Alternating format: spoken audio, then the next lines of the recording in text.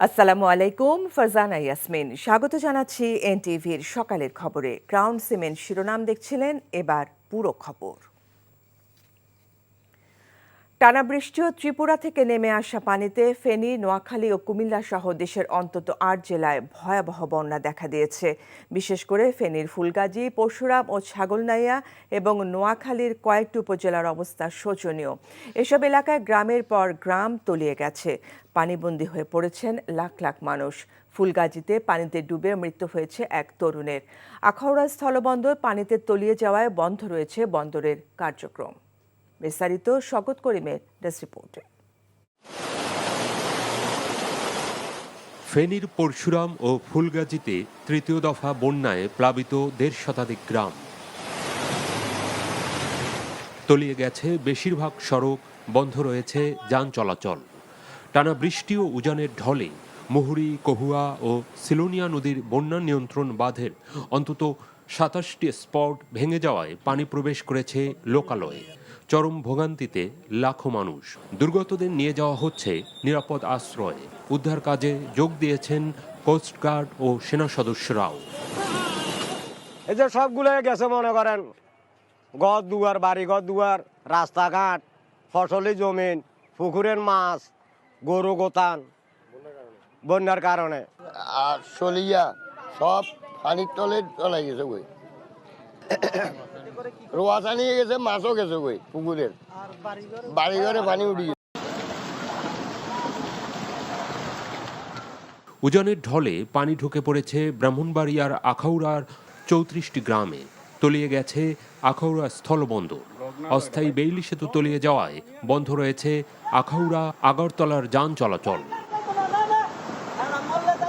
কয়েকদিনের ভারী বর্ষণে ডুবে গেছে নোয়াখালীর ৯ উপজেলার নিম্নাঞ্চল।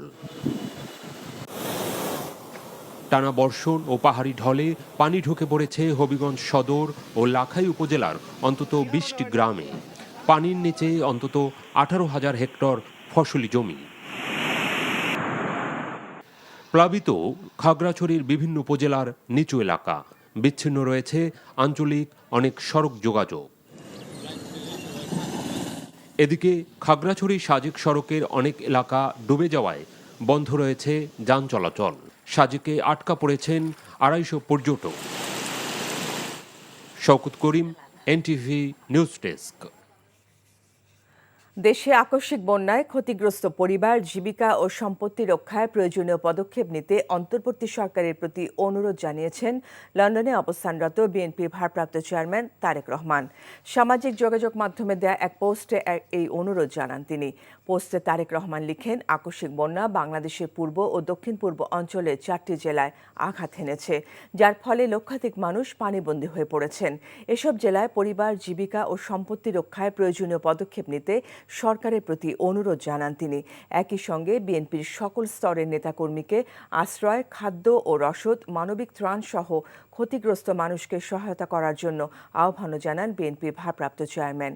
সব সময় মানবতাকেই সমুন্নত রাখতে হবে উল্লেখ করে তারেক রহমান লিখেন, এই সংকটের সময়ে একে অপরের পাশে থাকতে হবে। দ্রুততম সময়ের মধ্যে ফেনীসহ বন্যা দুর্গত এলাকায় উদ্ধারকারী নৌকা পাঠানোর দাবিতে বাংলাদেশ অভ্যন্তরীণ নৌ পরিবহন কর্তৃপক্ষ বিআইডব্লিউটিএ ভবন ঘেরাও করেছে শিক্ষার্থীরা। পরে সেখানে যোগ দেন অন্তর্বর্তীকালীন সরকারের তথ্য উপদেষ্টা নাহিদ ইসলাম। সরকারের সব প্রতিষ্ঠানকে দ্রুত বন্যা দুর্গতদের পাশে দাঁড়ানোর আহ্বান জানান তিনি।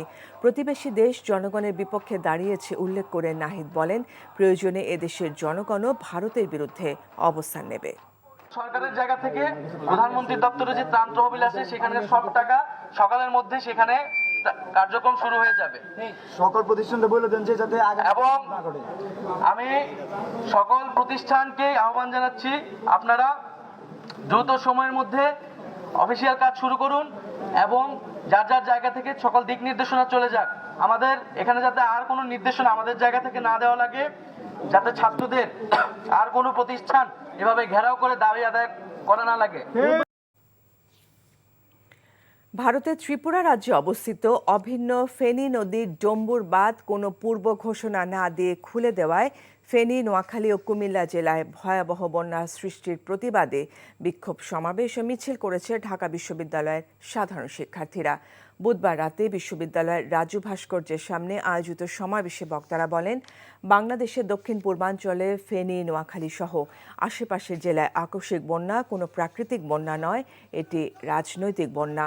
ভারতের হিন্দুত্ববাদী মোদী সরকারের সমর্থন পুষ্ট শেখ হাসিনা সরকারের পতনের ক্ষোভে তারা দীর্ঘ ৩১ বছর পর কোনো পূর্ব ঘোষণা ছাড়াই অভিন্ন নদীর বাঁধ খুলে দিয়েছে।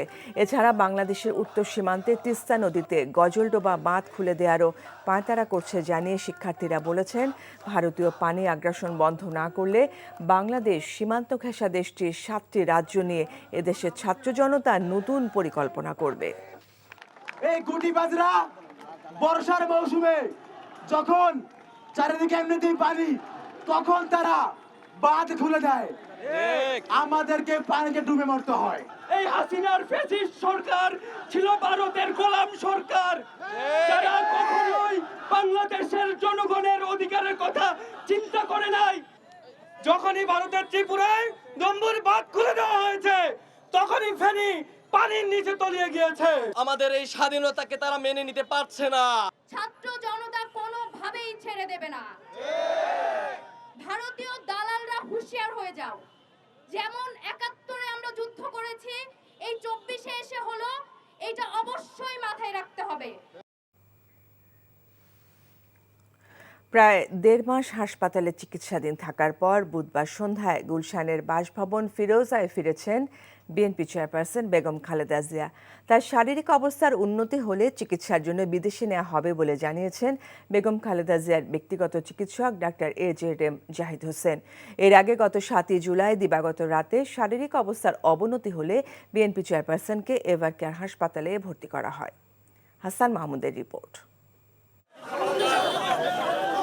দীর্ঘদিন চিকিৎসা শেষে বিএনপি চেয়ারপারসন বেগম খালেদা জিয়া যখন হাসপাতাল থেকে নিজের বাসভবন ফিরোজার পথে, তখন দলের হাজারো নেতাকর্মীর অভ্যর্থনা পথে পথে।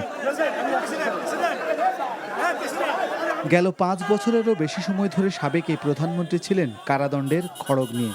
5 আগস্ট ছাত্র জনতার গণ অভ্যুত্থানের মধ্য দিয়ে রাষ্ট্রপতির এক আদেশে মুক্তি পান বেগম খালেদা জিয়া। মুক্তির সেই ঘোষণা আসে যখন তিনি হাসপাতালে চিকিৎসাধীন। দীর্ঘদিনের চিকিৎসা শেষে বুধবার হাসপাতাল থেকে বেগম খালেদা জিয়ার বাসায় ফেরা তাই বাধাহীন মুক্ত জীবনে প্রবেশ। এভারকেয়ার হাসপাতাল থেকে পথে পথে বেগম খালেদা জিয়াকে অভিবাদন জানিয়ে হাজারো নেতাকর্মী উচ্ছ্বাস প্রকাশ করে, স্লোগান দেন বন্দিদশা থেকে এক নেত্রীর মুক্তির মুখরতায়।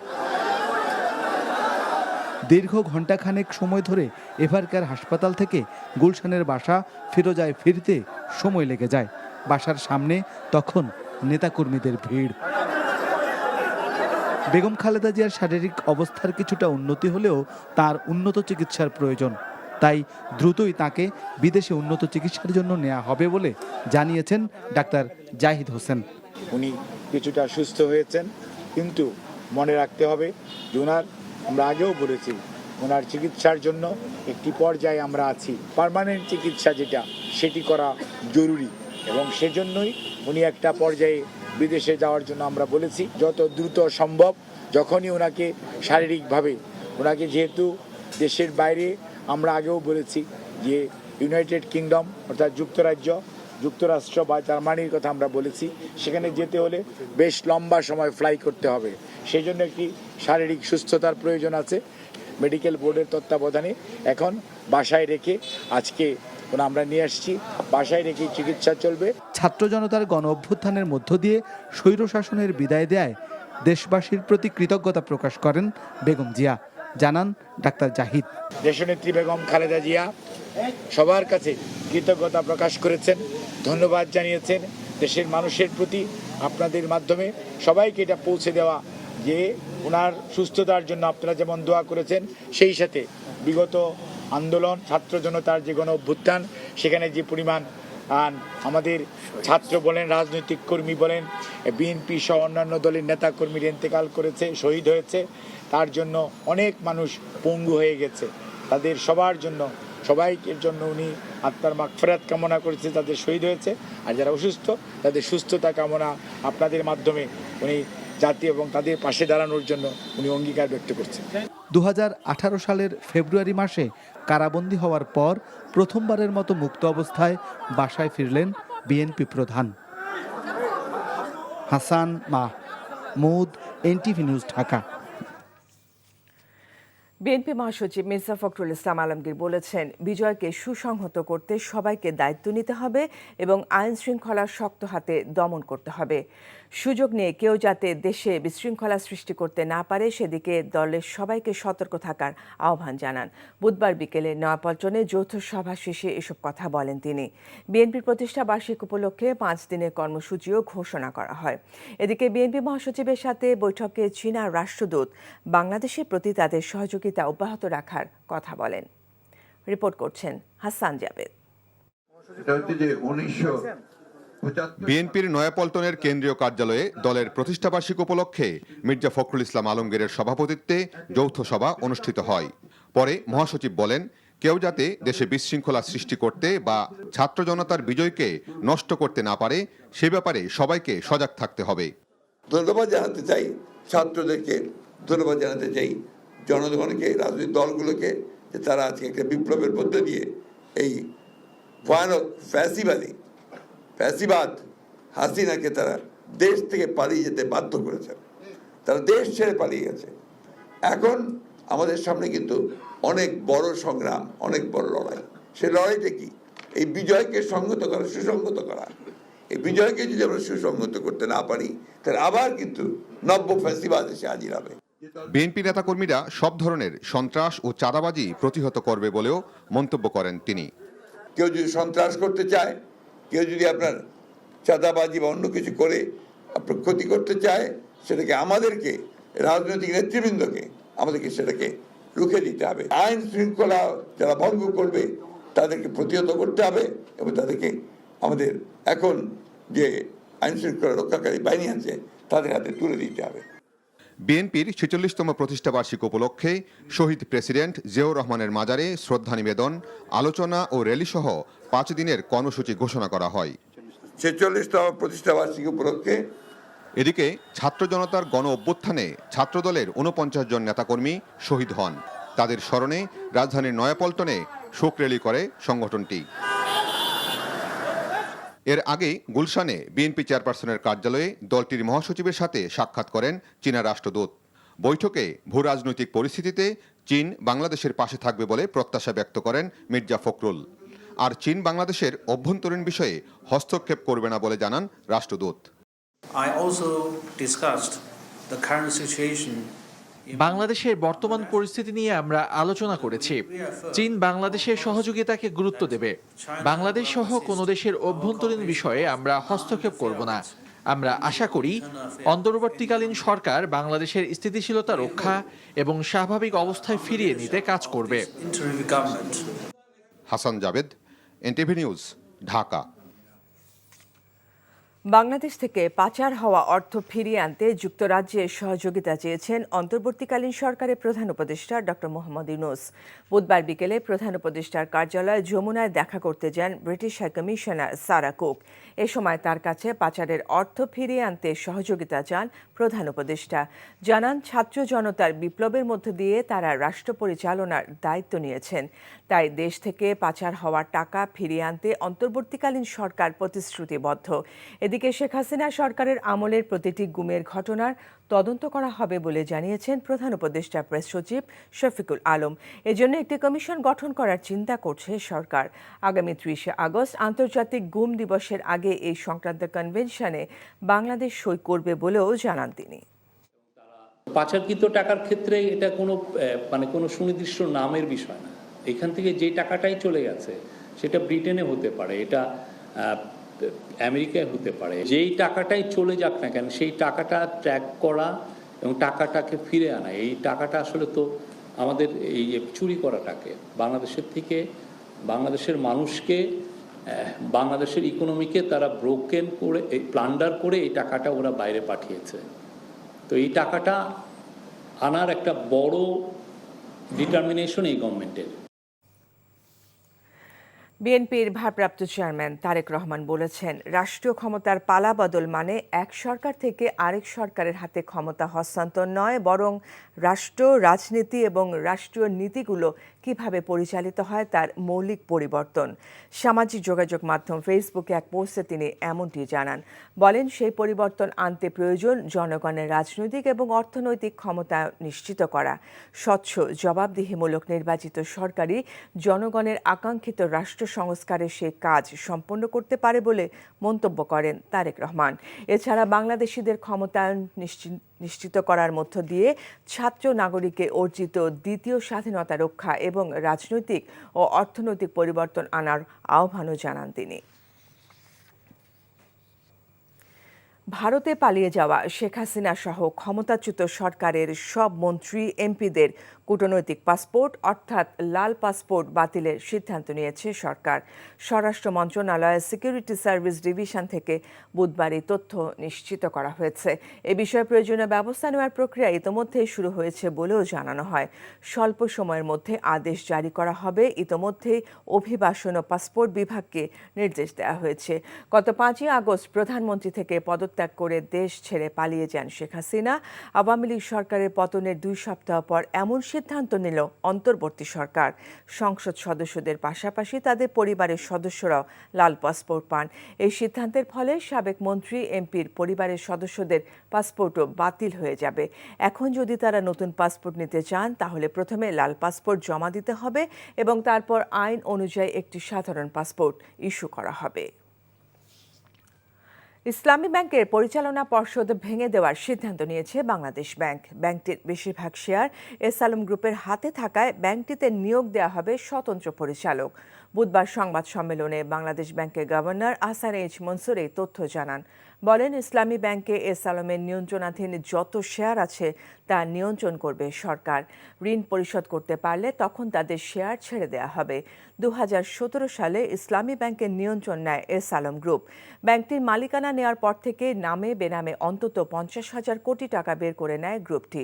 এরই মধ্যে এস আলমের শেয়ার হস্তান্তরে নিষেধাজ্ঞা দিয়েছে securities and exchange commission, BSEC. শিক্ষার্থীদের সচিবালয়ে ঢুকে পড়ার মতো অনভিপ্রেত ঘটনার কারণে এইচএসসি ও সমমানের পরীক্ষা বাতিল করা হলেও আরও চিন্তাভাবনার অবকাশ ছিল বলে মন্তব্য করেছেন শিক্ষা উপদেষ্টা অধ্যাপক ওয়াহিদুদ্দিন মাহমুদ। বুধবার দুপুরে সচিবালয়ের সংবাদ সম্মেলনে এমন মন্তব্য করেন তিনি। দেশে এখনও স্থিতিশীলতা আসেনি উল্লেখ করে প্রশ্নপত্র বিতরণ, পরীক্ষা কেন্দ্র, পরীক্ষার্থীদের যাতায়াত সহ বেশ কিছু বিষয়ে নিরাপত্তা নিশ্চিত করাও চ্যালেঞ্জ বলে জানান উপদেষ্টা। তবে ভবিষ্যতে সুফল পেতে পাঠ্যক্রম, শিক্ষানীতি সহ বেশ কিছু বিষয়ে দ্রুতই সংস্কার কাজ শুরু করা হবে বলেও জানান তিনি।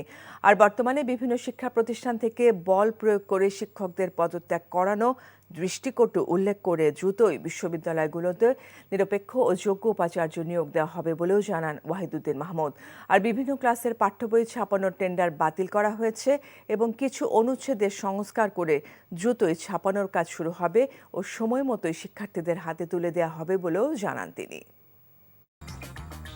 এই ছিল সকালের খবরে। এই খবরের ভিডিও সহ আপডেট জানতে ভিজিট করুন এনটিভি অনলাইন www.ntvbd.com। এছাড়াও এনটিভির জনপ্রিয় সব অনুষ্ঠান ও খবরের আপডেট জানতে ভিজিট করুন আমাদের ইউটিউব ও ভেরিফাইড ফেসবুক পেজ।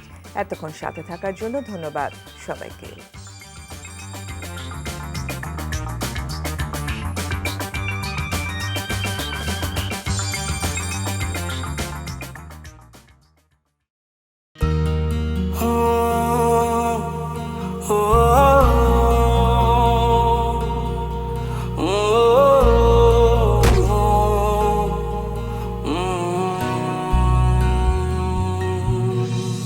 এই ইটের খাঁচায় কংক্রিটে ডানা ঝাপটায় ইচ্ছের পাখি, শহর জীবন বোঝে না তো মন, সবটুকু মনে হয় ফাঁকি। এখানে স্বপ্ন ভাঙার কান্না কেউ শুনেও যেন শোনে না, তাই বুকে ব্যথা কালশিটে চোখে শুধু জল ছবি আঁকি। বন্ধ মনের অন্ধকারে মোছে না তো কালো শোন